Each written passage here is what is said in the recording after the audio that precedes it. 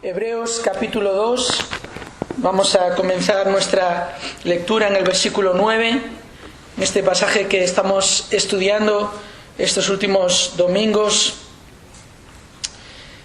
Y de mi parte pondré todo lo que pueda para que realmente esta mañana y este momento haya merecido la pena el esfuerzo de dejar el calor de las sábanas y la manta y tomar ese paraguas y venir hasta aquí. Vamos a leer juntos Hebreos capítulo 2, dice así, versículo 9. Pero vemos a aquel que fue hecho un poco inferior a los ángeles, es decir, a Jesús, coronado de gloria y honor a causa del padecimiento de la muerte, para que por la gracia de Dios probara la muerte por todos. Porque convenía que aquel para quien son todas las cosas y por quien son todas las cosas, llevando muchos hijos a la gloria, hiciera perfecto por medio de los padecimientos al autor de la salvación de ellos. Porque tanto el que santifica como los que son santificados son todos de uno, por lo cual él no se avergüenza de llamarlos hermanos, diciendo: anunciaré tu nombre a mis hermanos, en medio de la congregación te cantaré himnos. Y otra vez, yo en él confiaré. Y otra vez, he aquí yo y los hijos que Dios me ha dado. Así que, por cuanto los hijos participan de carne y sangre, él igualmente participó también de lo mismo, para anular mediante la muerte el poder de aquel que tenía el poder de la muerte, es decir, el diablo, y librar a los que por el temor a la muerte estaban sujetos a esclavitud durante toda la vida. Porque ciertamente no ayuda a los ángeles, sino que ayuda a la descendencia de Abraham. Por tanto, tenía que ser hecho semejante a sus hermanos en todo, a fin de que llegara a ser un misericordioso y fiel sumo sacerdote en las cosas que a Dios atañen, para hacer propiciación por los pecados del pueblo. Pues, por cuanto él mismo fue tentado en el sufrimiento, es poderoso para socorrer a los que son tentados. Oremos, hermanos, y estudiemos juntos este pasaje. Padre, queremos darte gracias una vez más por este regalo de tu gracia, que es tener tu palabra, leer tu palabra, meditar en tu palabra, y aún, Señor, el privilegio, el regalo que es obedecer tu palabra. Y Señor, para este momento necesitamos la inestimable ayuda de tu Espíritu Santo obrando en el que expone, para que la exposición sea de acuerdo a tu palabra. El Espíritu Santo obrando en los que escuchan la exposición, en los que son expuestos. Todos realmente los que estamos aquí vamos a ser expuestos a tu palabra. Y necesitamos de tu Santo Espíritu para ayudarnos a atender, entender y aplicar lo que tú nos enseñas. Y Señor, confiamos en ti para esta labor. Descansamos en tu poder y en tu gracia. Y te pedimos tu ayuda en el nombre de Jesús. Amén. En esta época del año, el mundo se vuelca en una gran paradoja. Es la paradoja de celebrar la Navidad ignorando al protagonista de la Navidad. Nuestra sociedad ha hecho bien su trabajo de desplazar a Cristo de la celebración de la venida de Cristo al mundo. Hoy en día muchas cosas comparten, entre comillas lo digo, el protagonismo con el protagonista de la Navidad. Pero lo más preocupante para mí no es en un sentido lo que el mundo ha hecho con Cristo, porque es lo que se podría esperar del mundo, de un mundo que le ha dado la espalda a Dios. Lo más preocupante es que lo que los cristianos hacen con Cristo en estas fechas, y me temo que sutilmente también estamos desplazando a Cristo.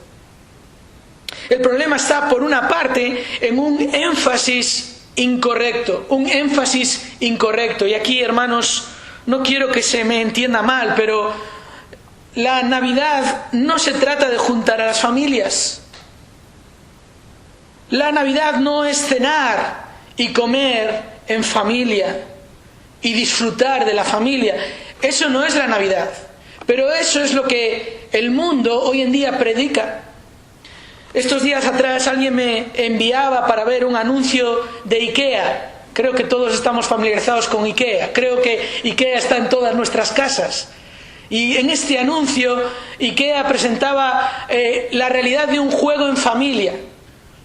Y varias familias eran invitadas a sentarse juntos alrededor de una mesa, y el juego que se les planteaba es este. En el anuncio se les iban a hacer ciertas preguntas, y si respondían correctamente a las preguntas podrían seguir cenando con su familia, pero si fallaban a la pregunta tenían que levantarse e irse. Y entonces el anuncio empieza con las primeras preguntas que todas tienen que ver con las nuevas tecnologías y las redes sociales. Y todos en la familia, pequeños y mayores, aciertan la pregunta, y todos se ríen y todos disfrutan de ese tiempo. Pero de repente aquel que está haciendo las preguntas empieza a hacer otro tipo de preguntas. ¿Qué es lo que estudió tu abuela en la universidad? Y la nieta de repente se queda parada y no lo sabe. Y entonces la voz en off le dice: te tienes que levantar y dejar la mesa. Luego otra pregunta: ¿cuál es el trabajo de tu padre?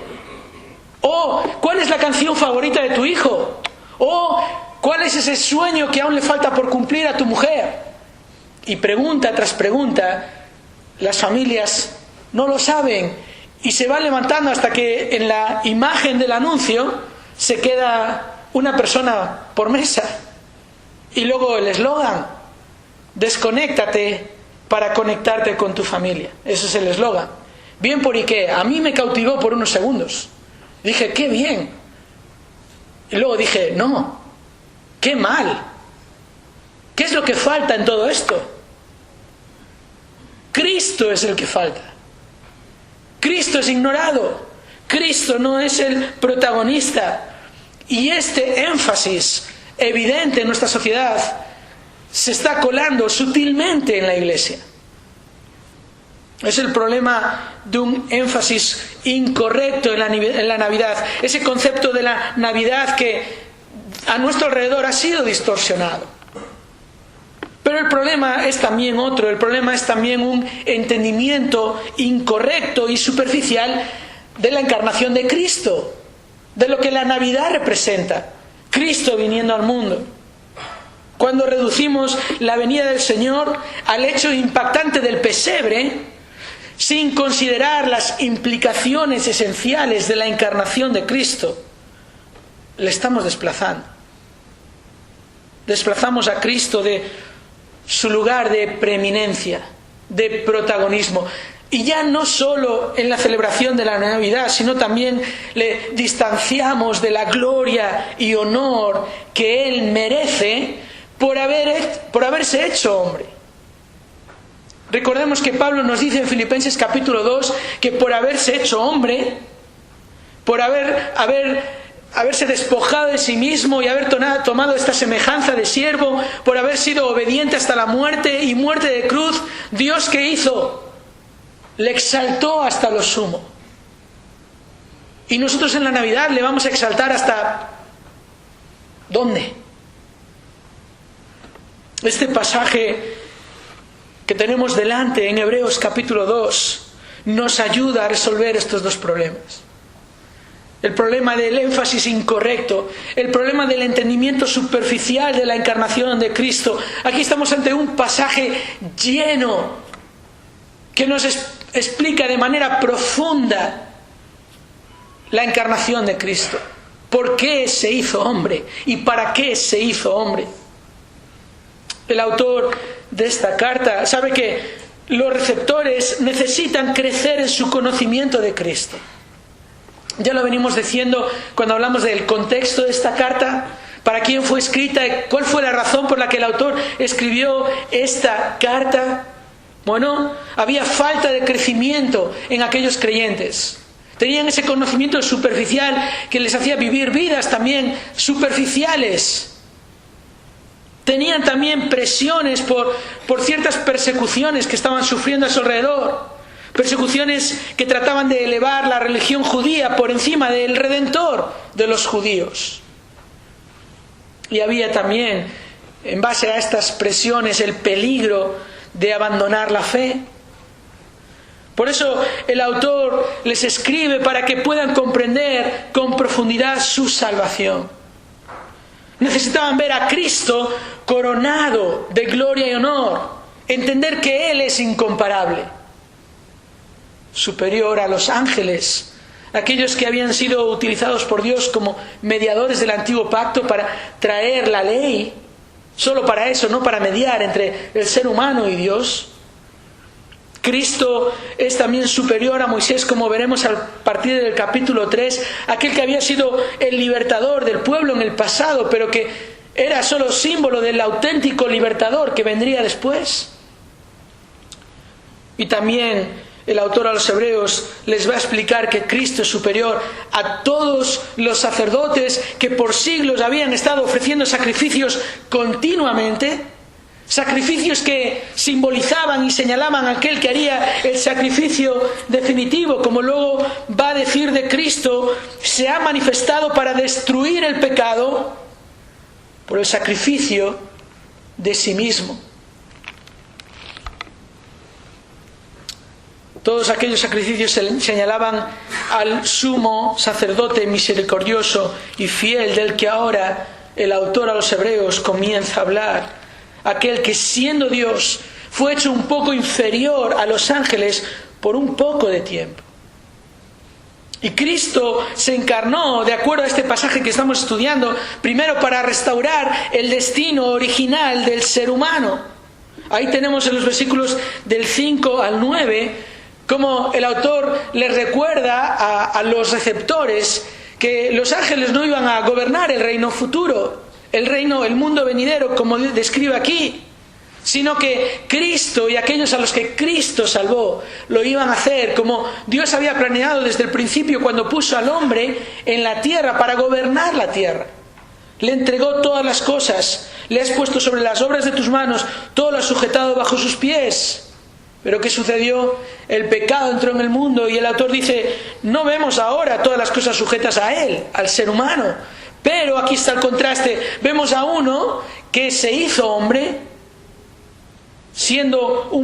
fue hecho un poco inferior a los ángeles, a Jesús, y este sí coronado de gloria y honor, porque por su muerte restauró este destino original del ser humano.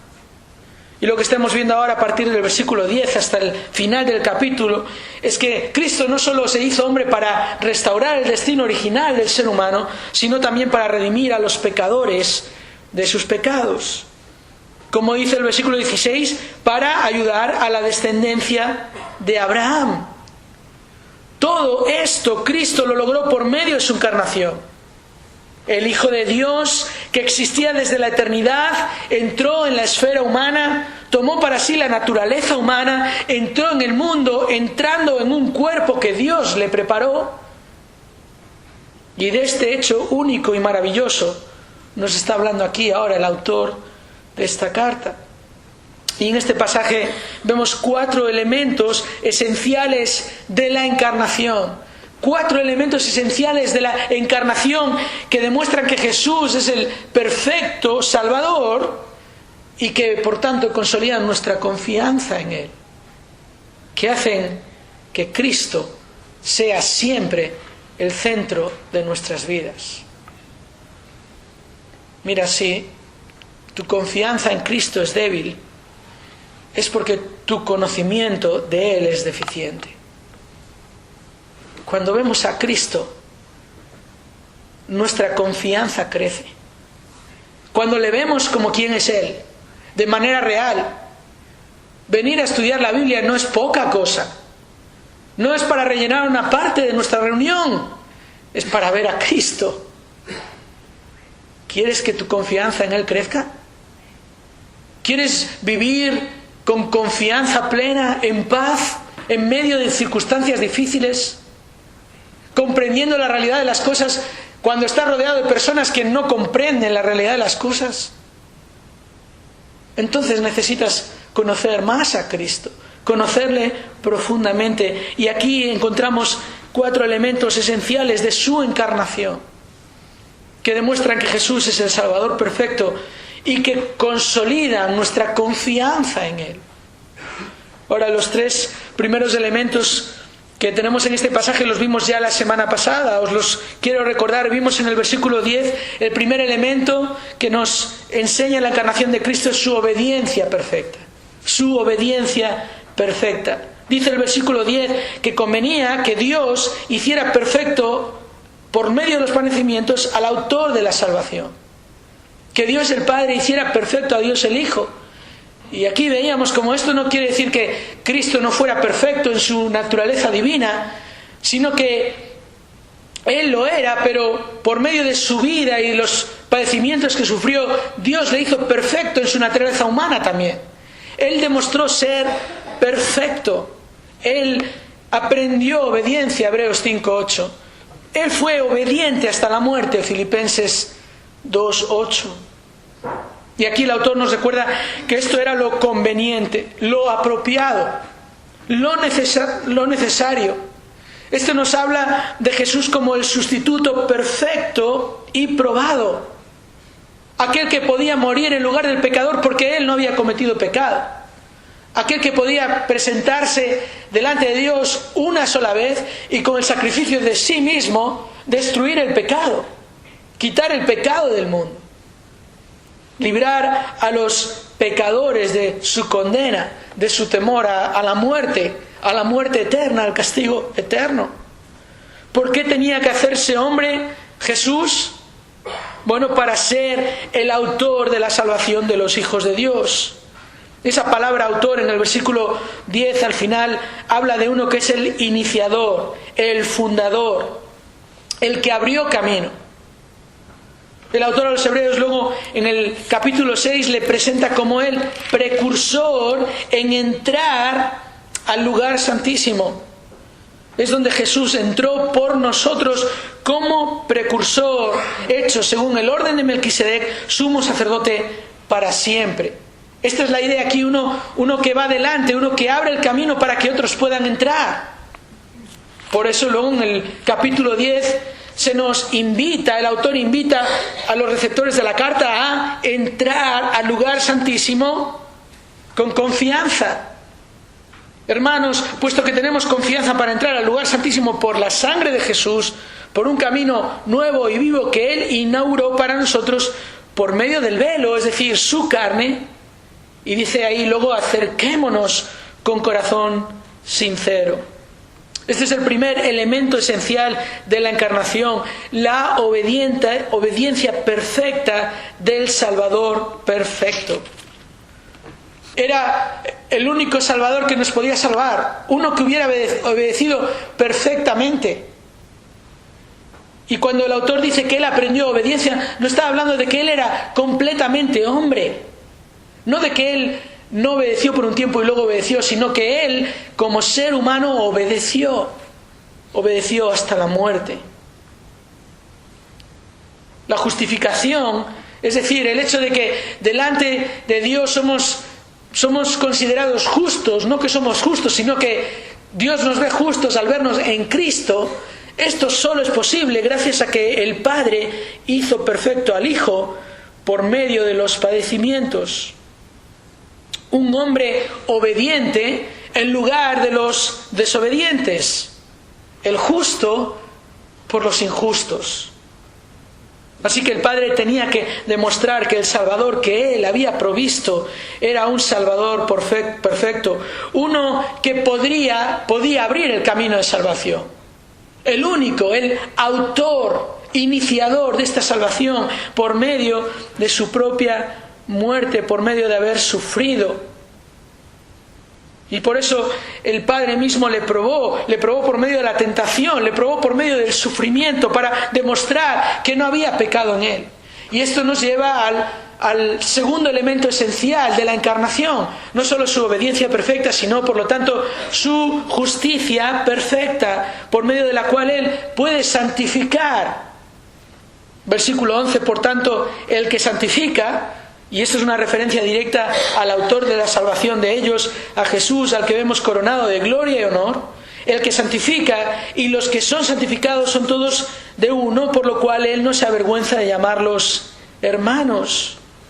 Aquí con la palabra santificar, el verbo santificar, el autor se está refiriendo a la salvación.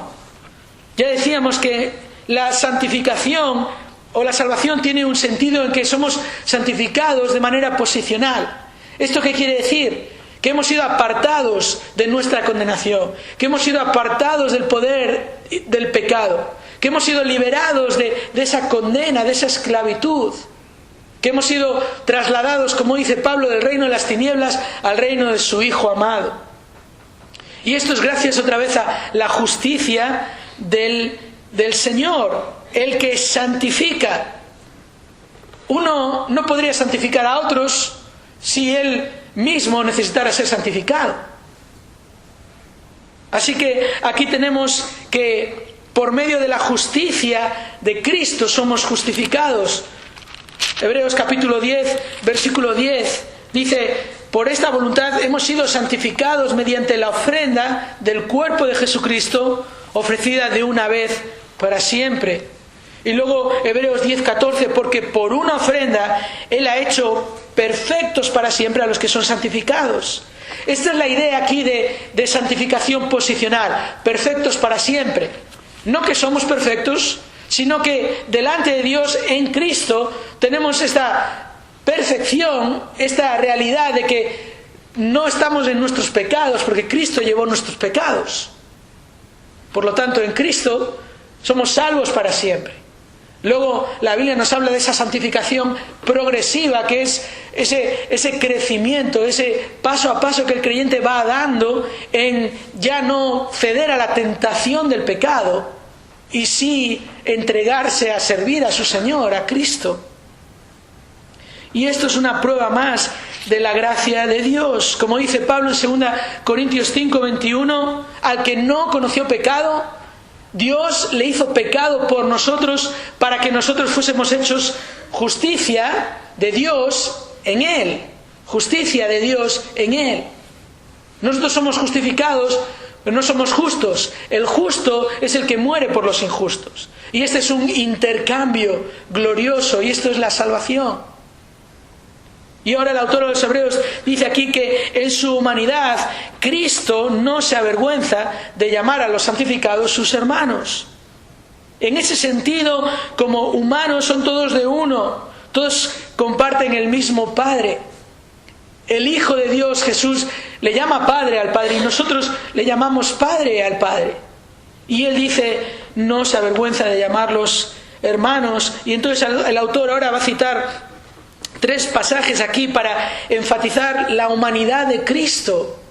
Primero, reflejada en su identificación con los santificados.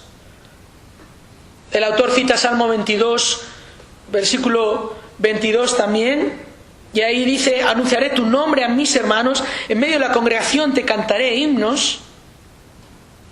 Y con este pasaje lo que el autor está diciendo es que Jesús no tiene ningún problema en considerar a los que ha santificado como sus hermanos. Es un salmo mesiánico, es un salmo que se refiere claramente y directamente al Mesías. Y aquí le tenemos a él sin ningún problema por identificarse como humano, porque él fue completamente humano. Luego, las otras 2 citas en el versículo 13 son un poco más complejas de entender. El autor cita Isaías, primero Isaías capítulo 8 versículo 17, cuando dice: y otra vez, yo en él confiaré.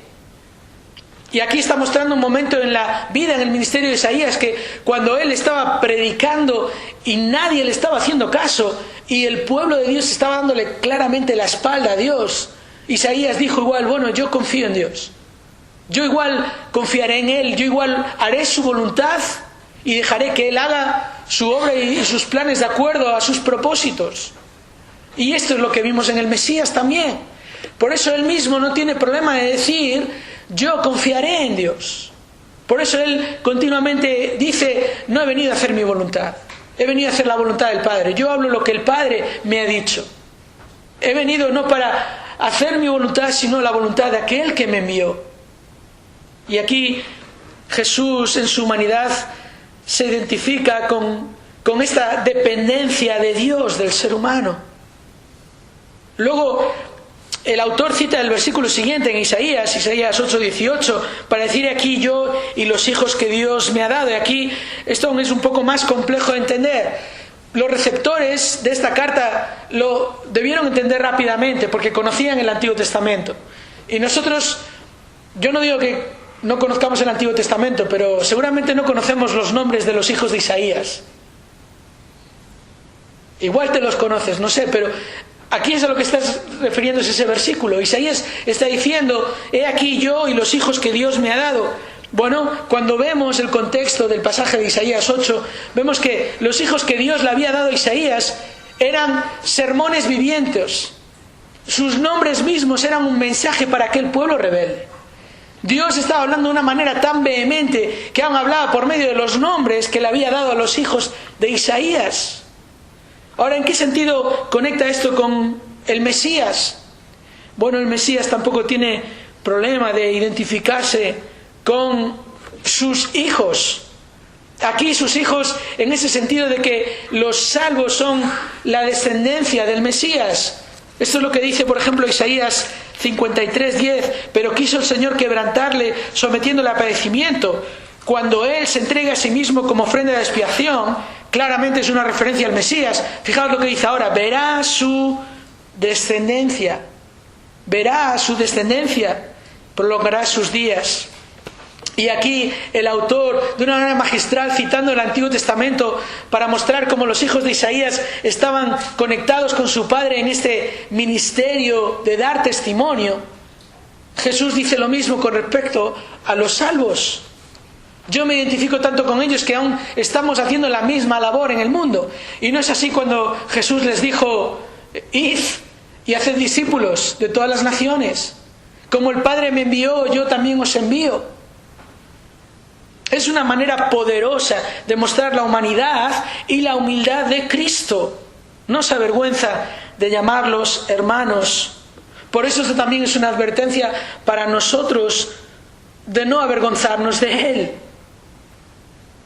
Dice el Señor Jesús en Marcos capítulo 8, versículo 38, porque cualquiera que se avergüence de mí y de mis palabras en esta generación adúltera y pecadora, el Hijo del Hombre también se avergonzará de él cuando venga la gloria de su Padre con los santos ángeles.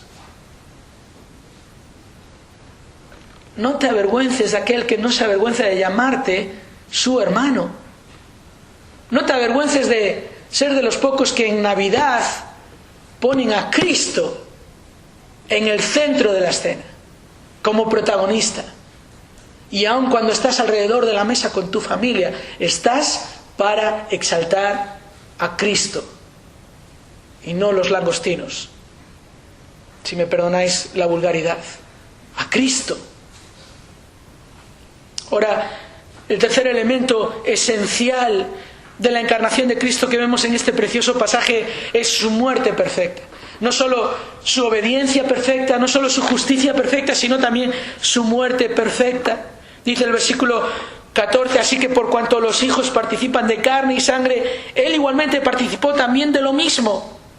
Participó de lo mismo. Este pasaje es una afirmación más de la verdad acerca de su encarnación.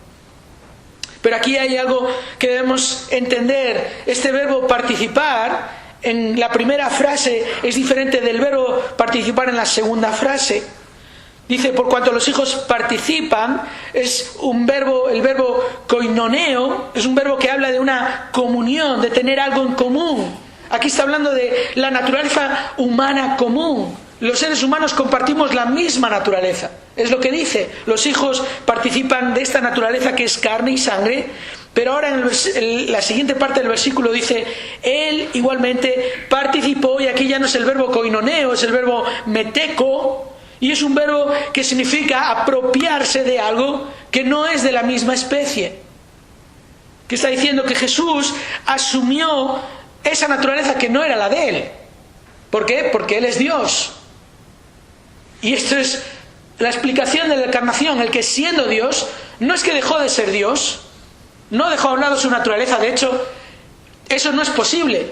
Dios, como Dios, no puede dejar de ser Dios, si no, nunca fue Dios. ¿Entiendes esto?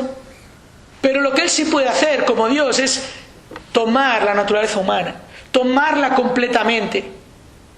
¿Y para qué? Para luego anular mediante la muerte el poder de aquel que tenía el poder de la muerte, es decir, el diablo. ¿Con qué propósito se humilló? ¿Por qué participó de la naturaleza humana? Para destruir a la muerte.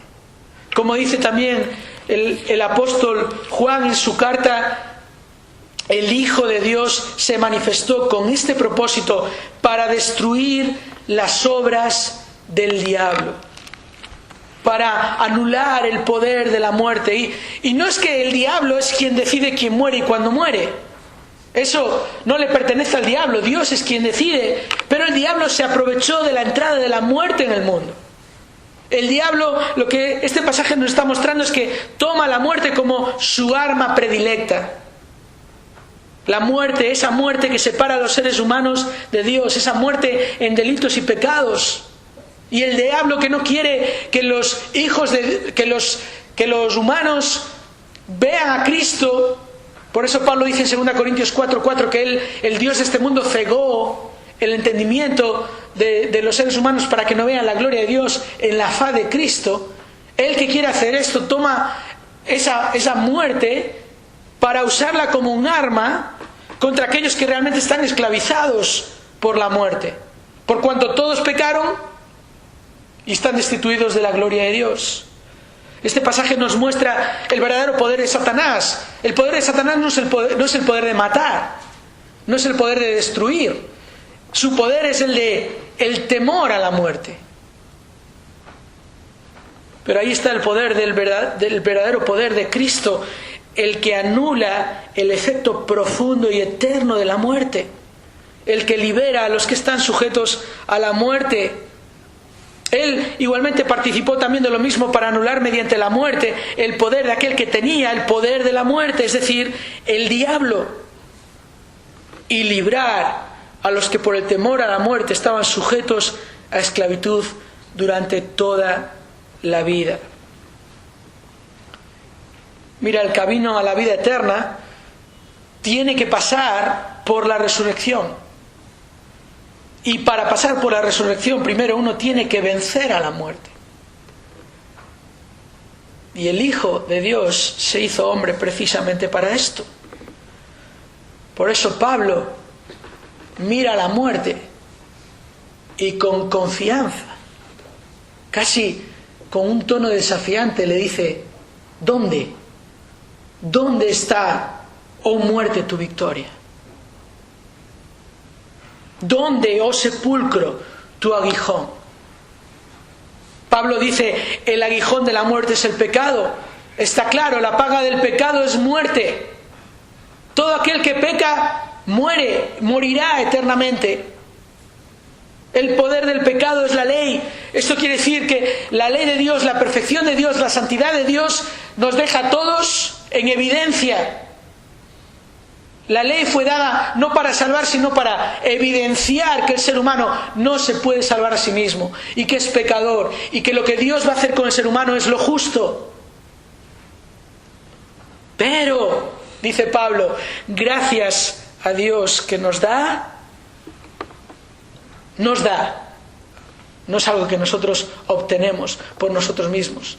No es algo que nosotros podamos conseguir. Dios nos da la victoria por medio de nuestro Señor Jesucristo. Y este sería ya un precioso final para nuestra meditación. De hecho, es donde terminamos la semana pasada. Pero aún queda un elemento más que debemos considerar, que no debemos olvidar. Por medio de su obediencia, Jesús nos salvó. Por medio de su justicia nos santificó. Por medio de su muerte suprimió el poder de la muerte. Y por último, el cuarto elemento de la encarnación, su vida perfecta. Por medio de su vida perfecta, Cristo nos sostiene. Versículo 16, porque ciertamente no ayuda a los ángeles, sino que ayuda a la descendencia de Abraham. ¿Qué significa este pasaje? Bueno, que Jesús se hizo hombre para ayudar a los hombres. Puede que sea algo como evidente, pero lo cierto es que esto nos habla de la exclusividad de la encarnación. Dios, en su soberanía, condenó a los ángeles que se rebelaron contra Él. No les proveyó un Salvador. ¿Te has dado cuenta que eso es lo que significa la primera frase del versículo más famoso de la Biblia? Porque de tal manera amó Dios al mundo. Y esa palabra habla de la humanidad. Y yo no lo sé, yo no soy capaz de comprender los propósitos soberanos, infinitos de Dios. Eso es algo que la Biblia nos enseña, pero lo cierto es que el Hijo no vino para ayudar a los ángeles. Vino para ayudar a los hombres, y de manera particular a la descendencia de Abraham. Podemos decir que Dios no le mostró gracia a los ángeles caídos. Pero Dios sí quiso mostrar su gracia a la descendencia de Abraham. Y esto nos habla de una expiación, este sacrificio de Cristo, esta muerte propiciatoria, como dice en el pasaje aquí después, en el versículo 17, para hacer propiciación por los pecados del pueblo. Esta expiación es eficaz. Cuando el texto nos dice que Jesús ayuda a la descendencia de Abraham, es que Él lo ha hecho. No es que Jesús vino al mundo para intentar ayudar a la descendencia de Abraham. No es que Jesús vino al mundo para hacer algo para que hubiera la posibilidad de que la descendencia de Abraham se salvara. No, es una expiación eficaz y además es específica. Como Pablo les explica, por ejemplo, a los romanos en el capítulo 9, versículo 6, dice, no es que la palabra de Dios haya fallado, porque no todos los descendientes de Israel son Israel. Ni son todos hijos por ser descendientes de Abraham, sino que por Isaac será llamada tu descendencia. Esto es, no son los hijos de la carne los que son hijos de Dios, sino que los hijos de la promesa son considerados como descendientes. Luego en el versículo 22... Pablo pregunta, ¿y qué si Dios, aunque dispuesto a demostrar su ira y hacer notorio su poder, soportó con mucha paciencia los vasos de ira preparados para destrucción? Lo hizo para dar a conocer las riquezas de su gloria sobre los vasos de misericordia que de antemano Él preparó para gloria. Es decir, dice Pablo, nosotros, a quienes también llamó, no solo de entre los judíos, sino también de entre los gentiles. El Hijo de Dios vino por medio de la descendencia de Abraham. Esto es lo que Mateo comienza a decir en su Evangelio. Vino por medio de la descendencia de Abraham, vino como judío y vino para ayudar a la descendencia de Abraham. Y esta es su descendencia espiritual. Luego Pablo lo explica a los Gálatas de una manera perfecta. Gálatas capítulo 3, versículo 7. Fijaos este pasaje, dice, sino al contrario, Gálatas 3:7, por consiguiente sabed que los que son de fe, estos son hijos de Abraham. Después del autor haber recordado que Abraham creyó a Dios y su fe le fue contada como justicia, dice, estos son la descendencia de Abraham, los que su fe les es contada como justicia.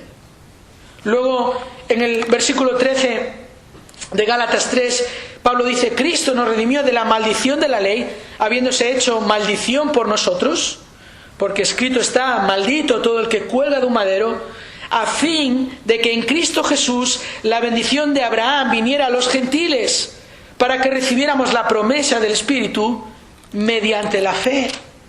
Y luego al final de este capítulo 3, versículos 27 al 29, Pablo termina su argumento diciendo: porque todos los que fuisteis bautizados en Cristo, de Cristo os habéis revestido. Esta es la salvación. Bautizados en Cristo. Esto nos habla de la salvación, de estar en Cristo, de haber creído en Él, de haber sido justificados en Él. De Cristo os habéis revestido. Por eso Pablo dice: no hay judío ni griego, no hay esclavo ni libre, no hay hombre ni mujer, porque todos sois uno en Cristo Jesús. ¿De qué está hablando? Está hablando de la descendencia espiritual de Abraham. No hay judío ni griego, no hay esclavo ni libre. No es una cuestión de raza, no es una cuestión de posición social, no es una cuestión de género.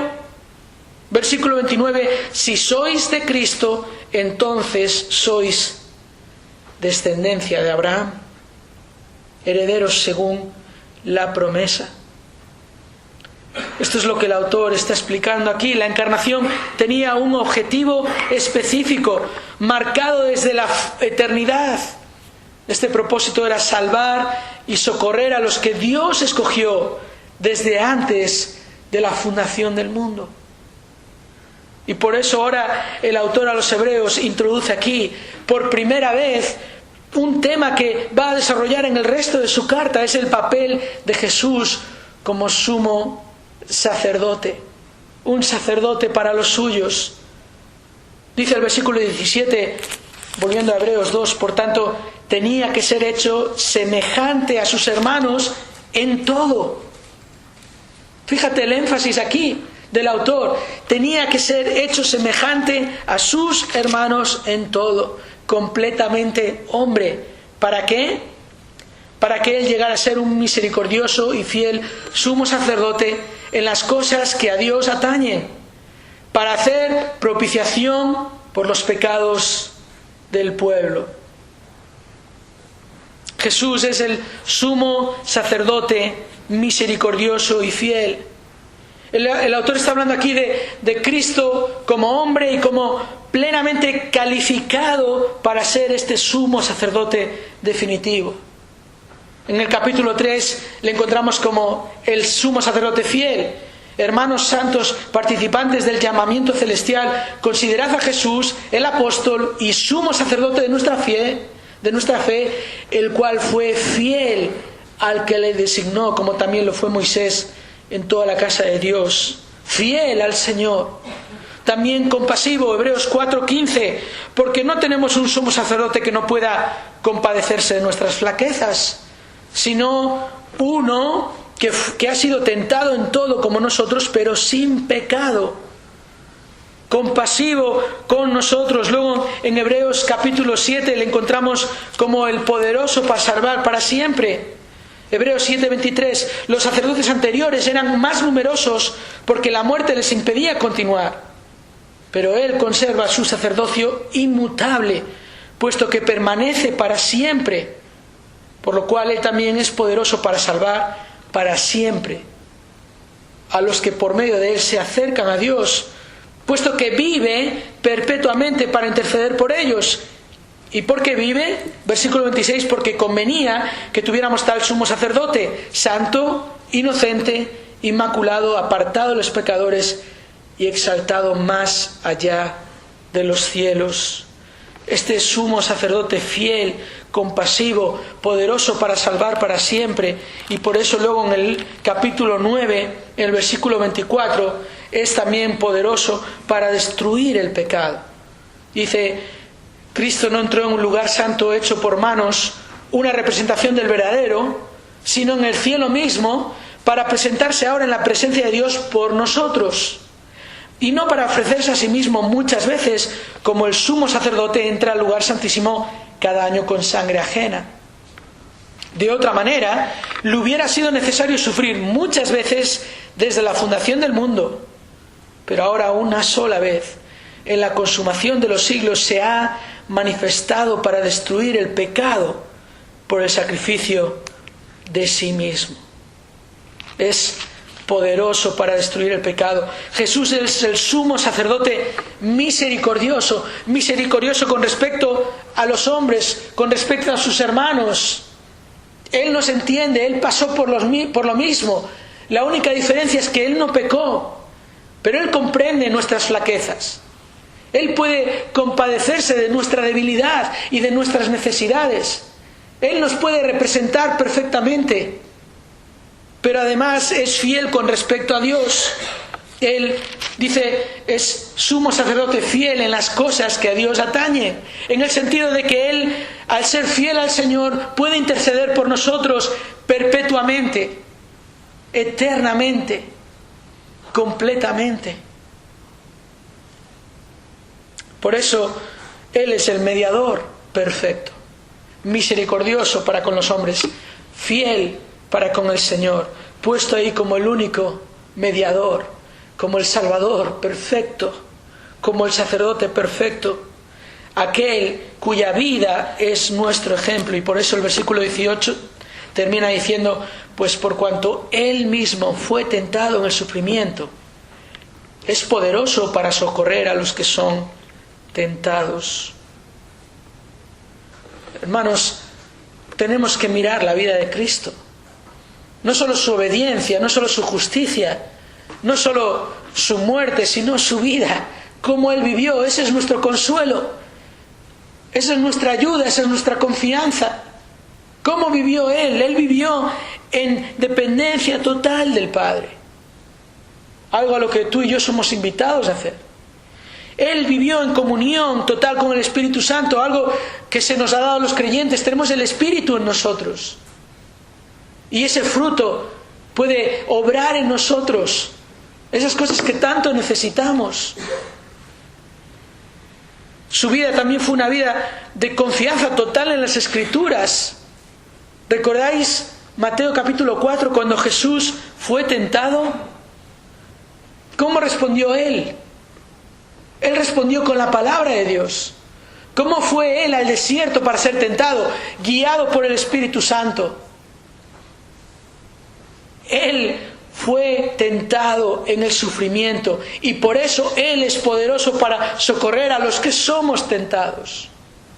De hecho, nuestro Señor Jesús fue tentado hasta el máximo nivel.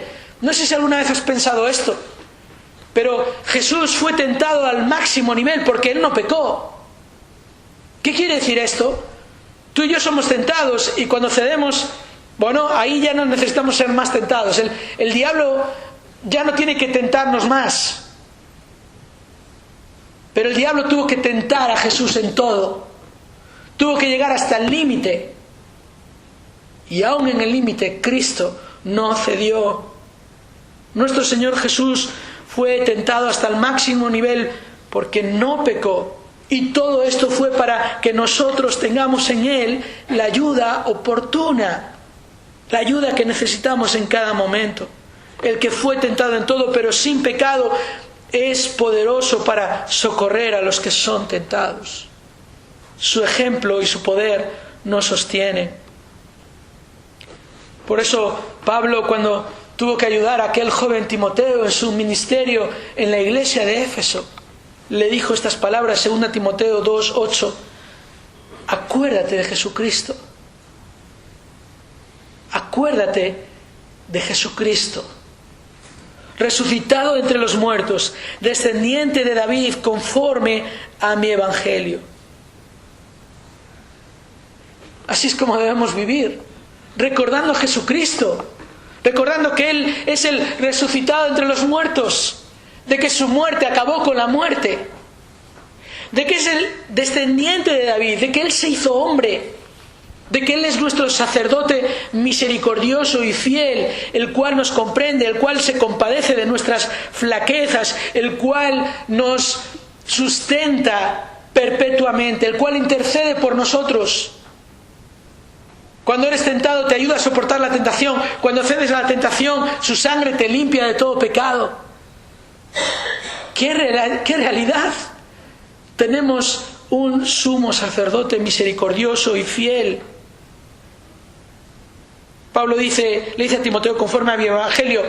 Obviamente no es el evangelio de Pablo, sino el evangelio al que Pablo se había adherido completamente. Por eso le consideraba suyo, y este evangelio es Jesucristo. Este Evangelio es el Dios hombre, el que siendo Dios se hizo hombre, descendiente de David, y lo hizo para anular el poder de la muerte por medio de una vida perfecta. Este es nuestro Salvador, el perfecto Salvador. Nos salvó con su obediencia, nos santificó con su justicia, nos libró de la muerte con su muerte perfecta y nos sostiene con su ejemplo. ¿Acaso no nos llenan de confianza y gratitud estas preciosas verdades acerca de la encarnación de Cristo?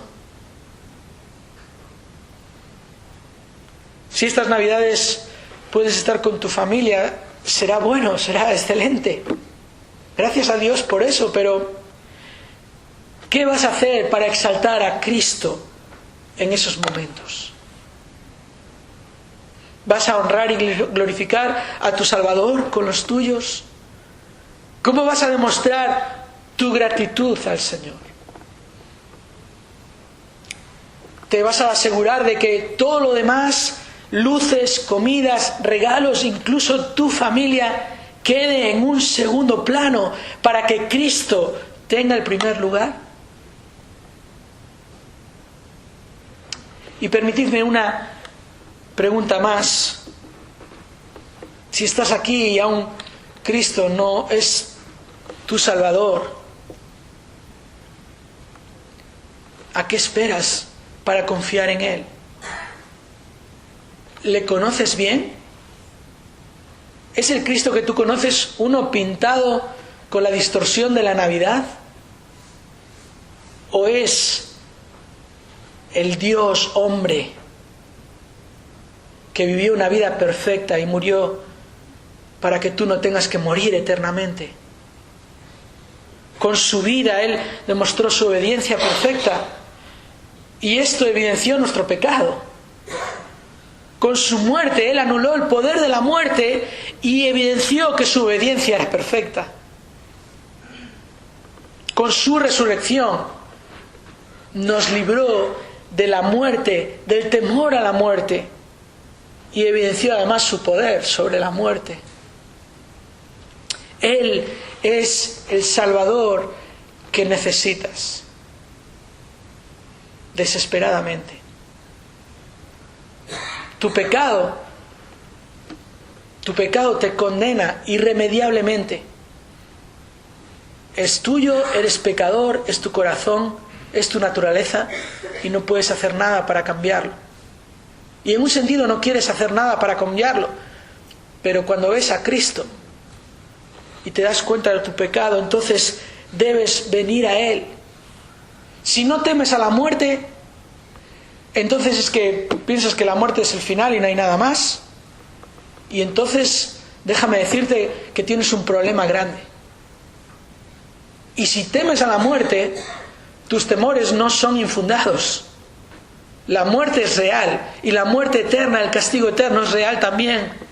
Pero es real el hecho de que un día Dios se hizo hombre y vino a este mundo y subió a aquella cruz y murió, y al morir llevó tu pecado para que tú no tengas que morir por tu pecado. Él vino para llevar tu condena, Él vino para quitar tu temor. Por tanto, te ruego, si estás aquí, yo no os conozco a todos, pero si estás aquí y aún no has creído en Cristo, cree en Él. Arrepiéntete de tus pecados que te separan de Dios y te condenan. Confía en Cristo, como hemos visto, su vida perfecta, su muerte perfecta, su obediencia y su justicia perfectas. Él es el perfecto Salvador y, por supuesto, Él es el protagonista de la Navidad. Vamos a orar.